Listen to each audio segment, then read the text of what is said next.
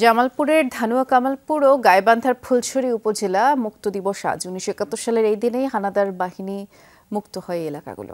ভারতীয় সীমান্তবর্তী জামালপুরের বকশীগঞ্জ উপজেলায় ধানুয়া কামালপুরে যুদ্ধের শুরুতেই শক্তিশালী ঘাঁটি গড়ে তোলে হানাদার বাহিনী। ৭১-এর ১১ নভেম্বর হানাদারদের শক্তিশালী ঘাঁটিতে আক্রমণ শুরু করেন মুক্তিযোদ্ধারা। মুক্তিসেনার আক্রমণে অবরুদ্ধ হয়ে পড়ে হানাদার বাহিনী।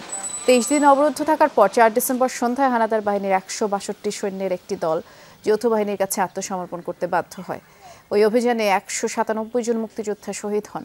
অন্যদিকে পাকিস্তান সেনাবাহিনীর অফিসার সহ নিহত হয় ২২০ জন সেনা।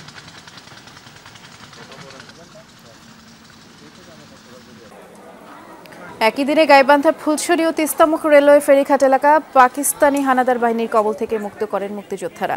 পাক বাহিনীর সাথে সম্মুখ যুদ্ধে শহীদ হন ৫ বীর মুক্তিযোদ্ধা। পাকিস্তানেও ২২ সেনা সদস্য নিহত হন।